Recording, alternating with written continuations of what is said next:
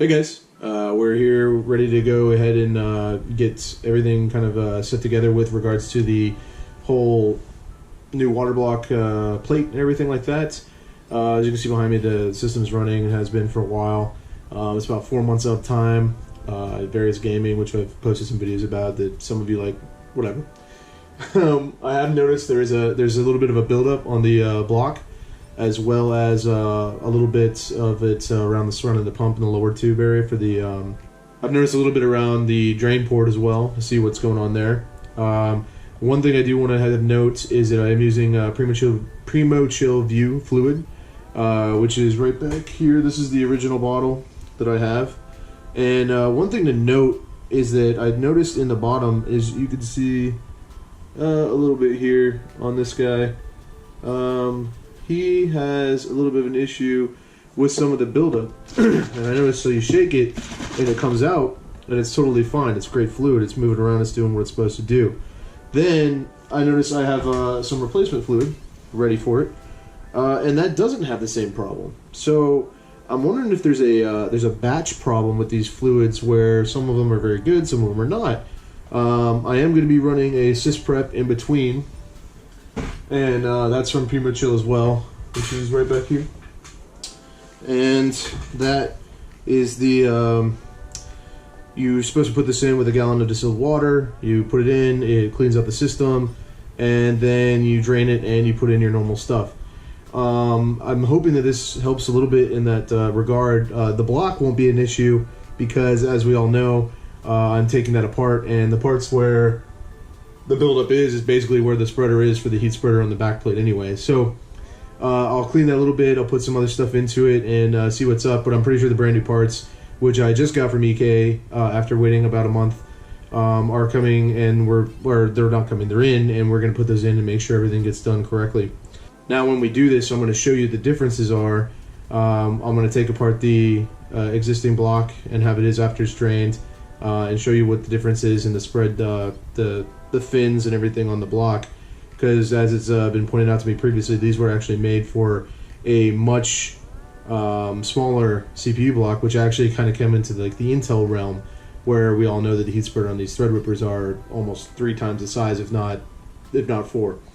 So I'm hoping to get lower temps, because I have noticed that over the 4 months that the system's been running, it could be the buildup, it could be the thermal paste finally settling on the die, but it's gone up kind of a bit. Like my default, like right now I'm sitting about 40C, and when I first started the system, you know, when I first even overclocked it just a little bit to the 4.0 that it's at now, I would be at between 34, maybe like 32 and 34 stock. When I first started the system, first put everything, it was like 25. It was actually amazing, and then it would settle around 28 once the loop's been you know, fully thermally vetted the whole time. And now it's sitting at this higher temp, and it seems to get higher and higher the more that I put into it with regards to time. And I honestly think that we're going to take apart this block, and we're going to see a lot of buildup that I can just throw away, because I'm replacing that back plate anyway. And we'll be able to see whether or not the sysprep with the new fluid that doesn't seem to have a lot of extra particulates in it, if that'll help us in the best regard and make it the best system it can be. So just stay tuned right here, and we're going to get started right now. Now here's the inside of the case as it stands. You can tell that the liquid's a little off color, and here's the buildup I was talking about. You see how that's all kind of bluish tint in there, and honestly the thing's not holding a lot of pressure. It's leaving the top tube empty there. Not a big deal, but something I want to remedy for sure. And everything else looks pretty normal. I mean, a little bit of dust in there, not too much on the card. Just enough, as much as you think, because we're still pulling air into the system, obviously. So here we go. We're going to start going into the back of the loop, and I've already affixed the drain port with a nice big flexi hose, pun intended. And we're going to start draining that into a nice gallon-liter jug that I have here. What we're going to do first is let this loose and see what we get out of it. If I can get my jug to cooperate with me. Just leave this up here. There we go. much better. Leave it right there on the chair. And then notice, just like a full system would be, we're getting absolutely zero drain from the drain port as it's open because we have pressure. So what we need to do is come around here and actually undo the top of the reservoir.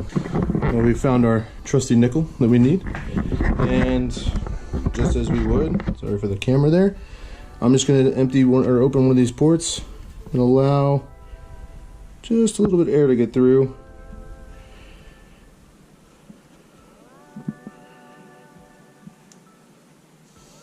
And immediately, I don't know if you can hear that, but it's going straight out, right into our tank. All flowing out real nice there, because it's pulling in the air from the system that we had otherwise sealed, and it's actually now draining nicely into the liter jug, or the gallon jug here.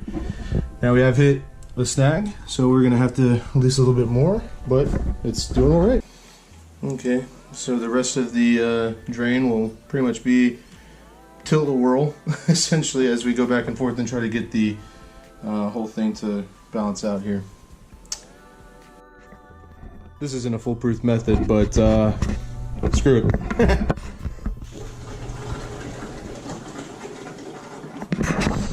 Oh, we're getting a lot out.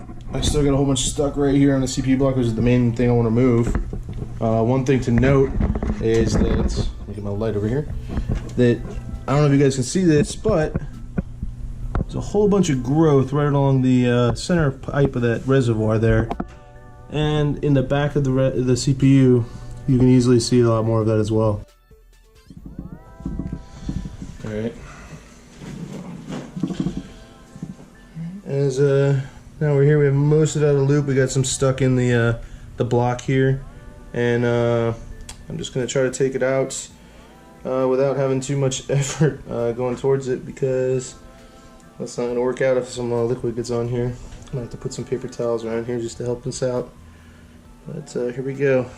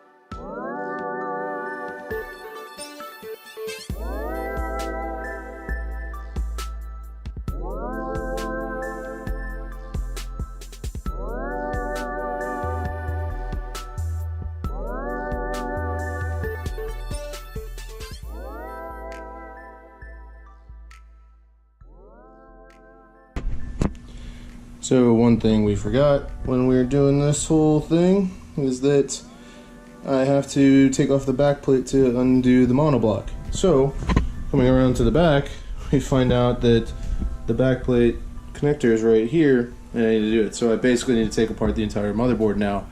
And as you see, I've already taken off the graphic card, and now I'm gonna go and disassemble the whole board basically.